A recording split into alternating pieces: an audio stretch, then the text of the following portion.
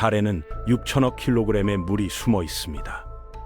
서울 한강에 흐르는 물의 60배, 소양강댐 저수량의 15배에 달하는 어마어마한 양이죠. 이 정도면 전 세계 70억 인구가 100년 동안 마셔도 남을 분량이거든요. 그런데 이 엄청난 양의 물을 찾기 위해 지금 이 순간에도 각국의 탐사선들이 달 남극의 영구 음영 지역으로 돌진하고 있습니다. 영하 240도의 극한 추위와 수십만 볼트의 정전기가 기다리는 그곳은 태양계에서 가장 추운 장소이자 인류가 우주로 나아가기 위해 반드시 손에 넣어야 할 보물 창고거든요. 문제는 이 엄청난 물을 수십 년간 찾아 헤맸지만 정작 정확한 위치는 여전히 미스터리로 남아있다는 겁니다. 왜 이렇게 찾기 어려운 건지, 그리고 각국이 목숨을 걸고 달 남극으로 향하는 진짜 이유가 뭔지 지금부터 하나씩 파헤쳐 보겠습니다.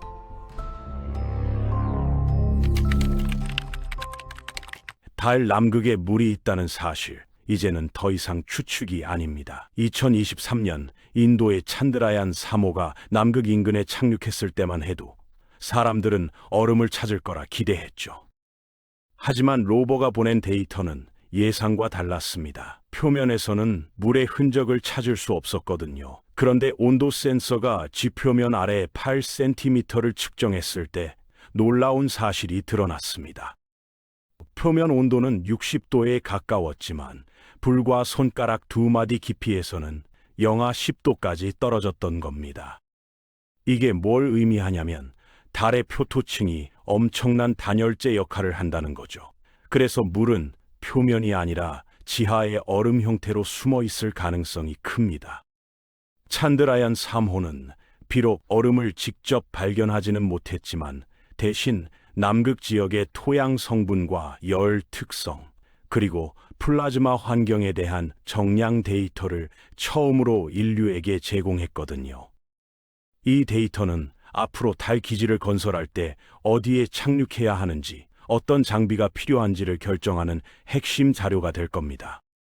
특히 토양의 열 전도율 데이터는 기지 설계에 결정적인 정보를 제공했는데, 이를 통해 지하 구조물을 얼마나 깊이 파야 온도 변화로부터 안전한지 계산할 수 있게 됐죠.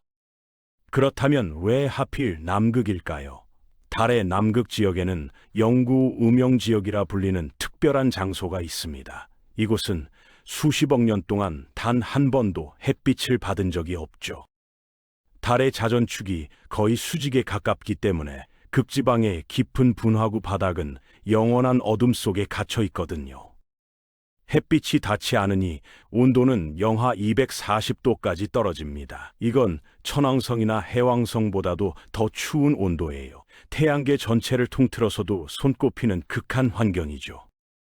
명왕성의 평균 온도가 영하 220도 정도인데 달 남극 분화구는 그보다도 20도나 더 춥습니다. 그런데 바로 이 극한의 추위가 물을 보존하는 완벽한 냉동구 역할을 합니다. 수십억 년 전 혜성이나 소행성이 달에 충돌했을 때 실어 날랐던 물이 이 분화구 안에 떨어지면 그대로 얼어붙어서 지금까지 보존되는 거죠. 마치 타임캡슐처럼 말입니다.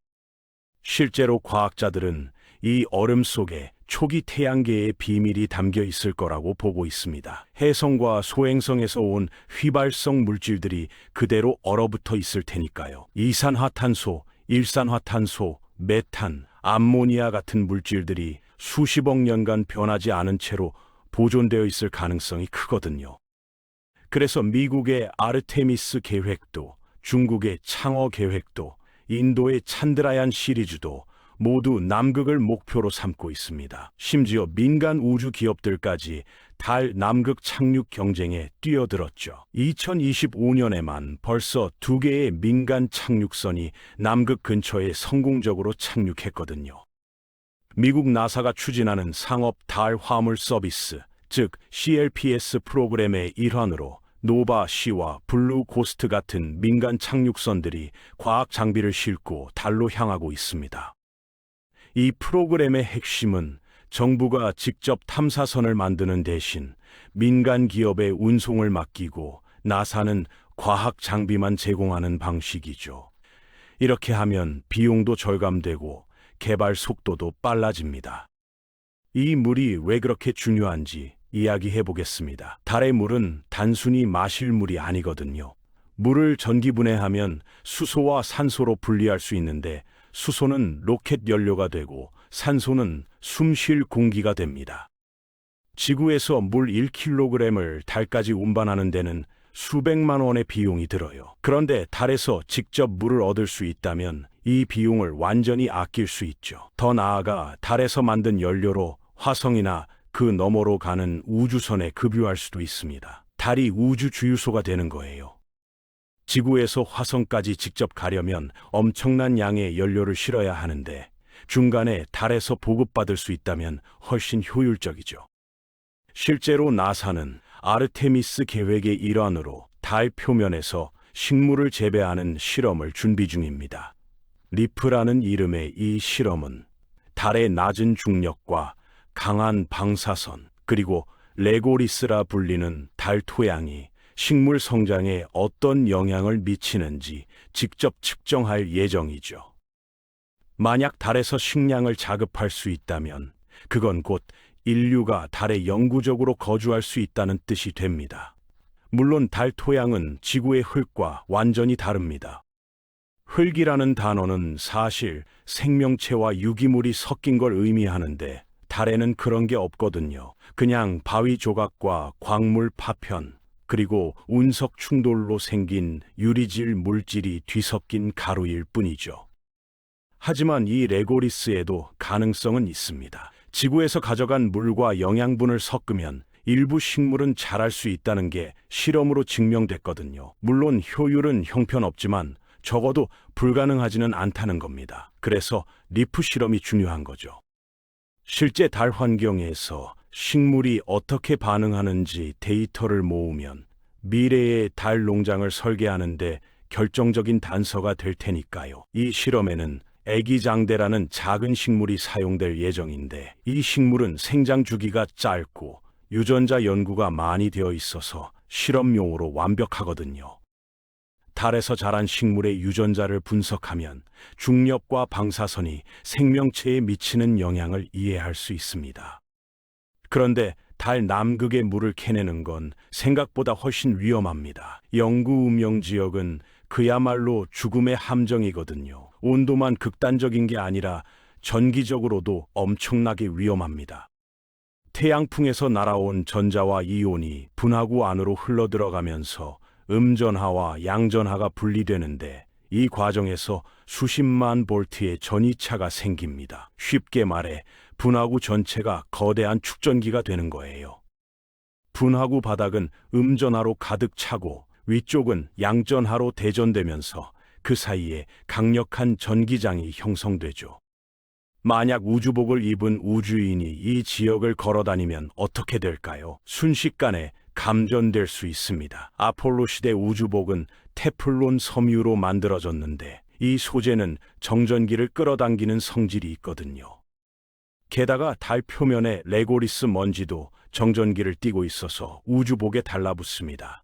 이게 문제인 이유는 먼지가 단순히 더러운 게 아니라 날카롭고 독성이 있기 때문이죠. 아폴로 우주인들도 이 먼지 때문에 고생했습니다. 눈이 따갑고 기침이 나왔거든요. 레고리스 입자는 현미경으로 보면 유리 파편처럼 날카로운 모서리를 가지고 있는데 이게 폐에 들어가면 심각한 손상을 일으킬 수 있습니다. 그런데 아폴로 임무는 모두 햇빛이 잘 드는 적도 근처에 착륙했습니다. 햇빛이 닿으면 광전 효과 때문에 표면의 전자가 날아가서 양전하와 균형을 이루거든요. 덕분에 정전기 문제가 크지 않았죠. 하지만 남극의 영구 음영 지역은 다릅니다. 햇빛이 전혀 없으니 전자가 계속 쌓이고 그 결과 치명적인 전기 충격이 발생할 수 있습니다.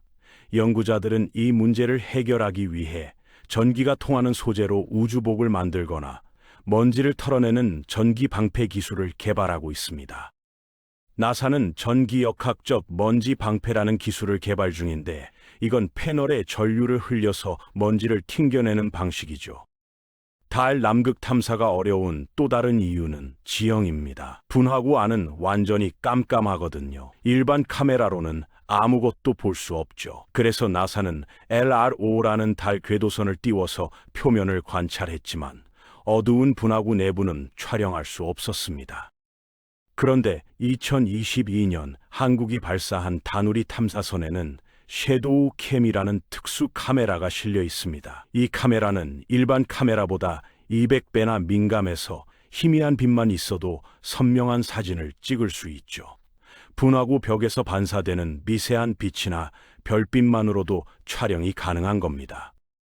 섀도우 캠이 찍은 사진들은 정말 놀라웠습니다. 처음으로 영구 우명 지역 내부를 또렷하게 볼 수 있게 됐거든요. 샤클턴 분화구 같은 곳의 바닥을 들여다보니 울퉁불퉁한 언덕들이 보였는데 예상과 달리 얼음이 반짝이는 모습은 없었습니다. 서리가 내려앉은 것 같은 흔적도 없었죠.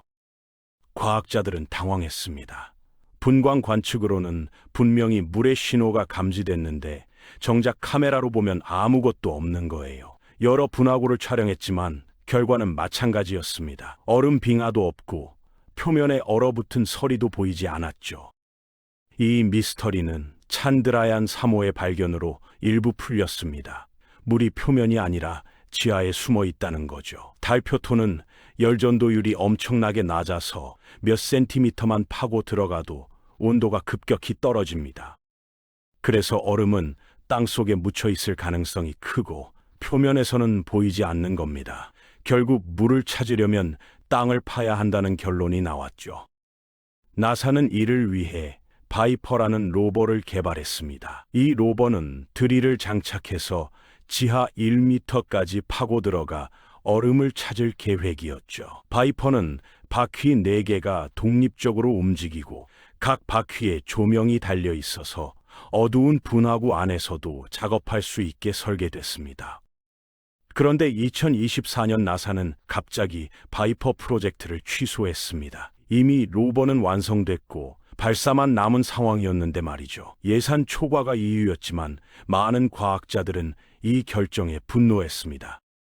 수년간 쌓아온 연구가 물거품이 됐고 완성된 로버는 부품으로 해체될 위기에 처했거든요. 더 큰 문제는 앞으로 몇 년간 미국에는 바이퍼만큼 성능이 좋은 달 탐사 로버 계획이 없다는 겁니다. 결국 달 지하 얼음 탐사 경쟁에서 중국과 인도에 뒤처질 수밖에 없는 상황이죠. 바이퍼 프로젝트의 취소는 법적으로도 문제가 있었는데 예산이 이미 의회에서 승인됐고 계약도 체결된 상태였거든요. 그런데도 갑자기 취소가 결정되면서 우주 업계에 큰 충격을 줬습니다. 바이퍼 프로젝트의 취소는 우리가 알지 못하는 뭔가가 있을 것 같습니다. 그 사이 중국은 창어 6호와 7호, 8호를 연달아 발사할 계획입니다. 2029년까지 3차례 임무를 통해 남극 지역을 집중 탐사하고 2030년에는 로봇 기지를 건설할 예정이죠. 러시아도 이 계획에 참여하고 있습니다. 미국도 가만히 있지는 않습니다. 아르테미스 계획을 통해 2026년에는 인간을 다시 달에 보낼 예정이고 남극에 유인 기지를 세울 거라고 발표했거든요. 문제는 예산과 일정이 계속 밀리고 있다는 점입니다. 원래 2024년에 계획됐던 아르테미스 3호 유인 착륙은 이미 2026년 이후로 연기됐고 또다시 미뤄질 가능성도 있죠. 이렇게 각국이 경쟁하는 이유는 물만이 아닙니다. 달 남극에는 다른 귀중한 자원들도 잠들어 있거든요. 예를 들어 헬륨-3이라는 물질이 있습니다. 이건 지구에서는 거의 찾을 수 없는 희귀 원소인데 달 표면에는 태양풍에 실려와서 수십억 년간 쌓였죠. 헬륨-3은 차세대 핵융합 발전의 연료로 주목받고 있습니다. 방사능 폐기물도 없고 위험성도 낮은 이상적인 에너지원이거든요. 물론 아직 핵융합 발전 자체가 상용화되지 않았지만 만약 성공한다면 헬륨-3의 가치는 상상을 초월할 겁니다. 지구에는 헬륨-3이 거의 없는데 천연가스 10억 세제곱미터에서 겨우 15kg 정도만 추출할 수 있거든요. 반면 달에는 표면 전체에 골고루 분포되어 있어서 채굴이 훨씬 쉽죠. 그 외에도 달에는 히토류 원소들이 묻혀 있습니다. 히토류는 스마트폰, 전기차 배터리, 각종 전자제품의 필수적인 재료인데 지구에서는 채굴이 어렵고 환경 오염도 심각하죠.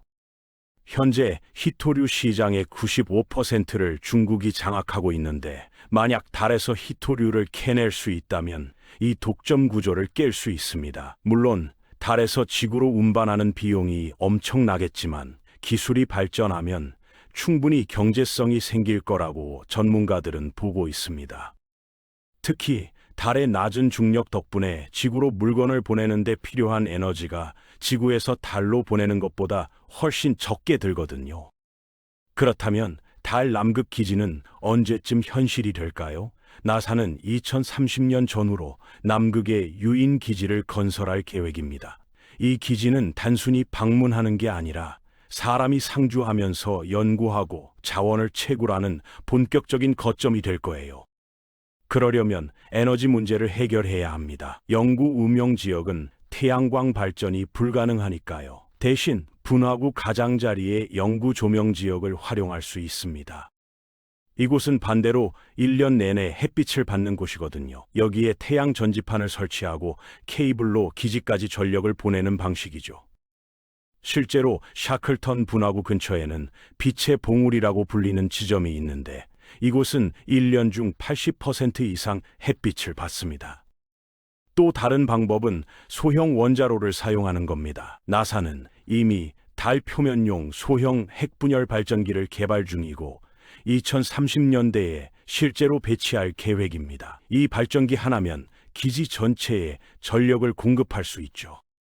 무게는 겨우 몇 톤에 불과하지만 10년 이상 지속적으로 40kW의 전력을 생산할 수 있거든요. 이 정도면 작은 마을 하나를 운영하기에 충분한 양입니다. 물 문제도 해결됐고 에너지도 확보됐다면 이제 남은 건 사람이 어떻게 살아남느냐입니다. 극한의 추위와 방사선, 그리고 미세운석 충돌로부터 사람을 보호해야 하거든요.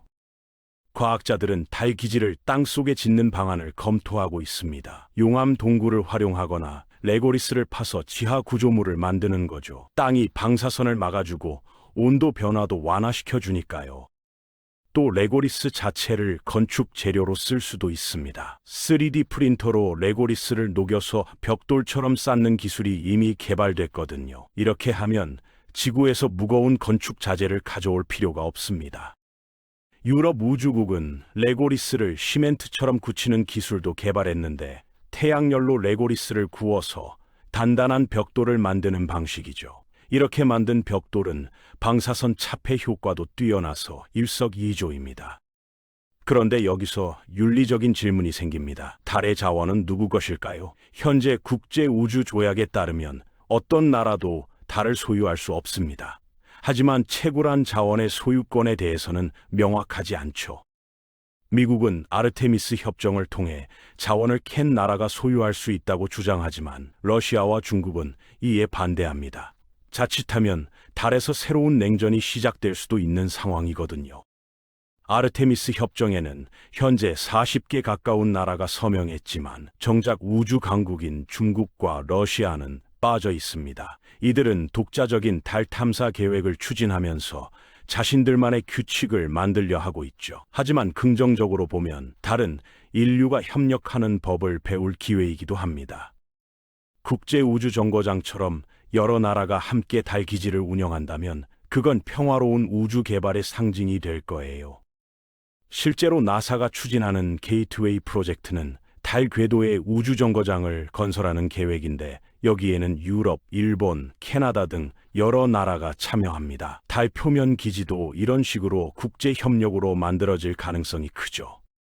게이트웨이는 2028년부터 본격적으로 건설될 예정인데 이곳은 달 착륙선의 중간 기착지이자 과학연구기지로 활용될 겁니다. 달 남극을 탐사하는 과정에서 또 하나 중요한 발견이 있었습니다. 바로 달의 내부 구조에 대한 이해가 깊어진 거죠. 아르테미스 계획에는 LEMS라는 소형 지진계가 포함되어 있는데 이 장비는 달의 지각과 멘틀 구조를 정밀하게 측정할 예정입니다. 아폴로 시대에도 지진계를 설치했지만 당시 기술로는 한계가 있었거든요. 새로운 지진계는 훨씬 민감해서 미세한 달 지진까지 감지할 수 있습니다. 이를 통해 달이 어떻게 형성됐고 내부에서 어떤 활동이 일어나고 있는지 알아낼 수 있죠. 찬드라얀 3호도 짧은 임무 기간 동안 달 지진을 감지했는데 이는 달이 완전히 죽은 천체가 아니라 아직도 살아 움직이고 있다는 증거입니다. 달 남극의 물은 단순한 자원이 아닙니다. 그건 인류가 지구를 벗어나 우주로 뻗어나갈 수 있는지를 결정하는 시험대거든요. 만약 달에서 물을 안정적으로 확보하고 연료를 만들 수 있다면 화성 탐사는 훨씬 쉬워집니다. 달을 중간 기착지로 삼아서 연료를 보급받고 갈 수 있으니까요. 더 나아가 소행성대를 탐사하거나 목성의 위성들을 방문하는 것도 가능해지죠. 달의 물이야말로 태양계 전체를 여는 열쇠인 셈입니다. 지구에서 직접 화성까지 가려면 왕복에 필요한 연료를 모두 실어야 하는데 이게 워낙 무거워서 우주선 설계가 극도로 제한되거든요. 하지만 달에서 보급받을 수 있다면 훨씬 가볍고 효율적인 우주선을 만들 수 있습니다. 지금 이 순간에도 달 남극을 향해 탐사선들이 날아가고 있습니다. 어둠 속의 숨은 얼음을 찾기 위해서죠. 그 얼음 하나하나에는 수십억 년 전 태양계의 비밀이 담겨 있고 동시에 인류의 미래가 걸려 있습니다. 달 남극의 영구 운명 지역, 그곳은 우주에서 가장 위험한 장소이자 가장 가치 있는 보물 창고입니다. 앞으로 10년 안에 우리는 그곳에 발자국을 남기고 얼음을 캐내고 기지를 세울 겁니다. 그리고 그때가 되면 인류는 진정한 우주 문명의 첫 걸음을 내딛게 되는 거죠. 지금까지 미스테리 유니버스였습니다. 시청해 주셔서 감사합니다.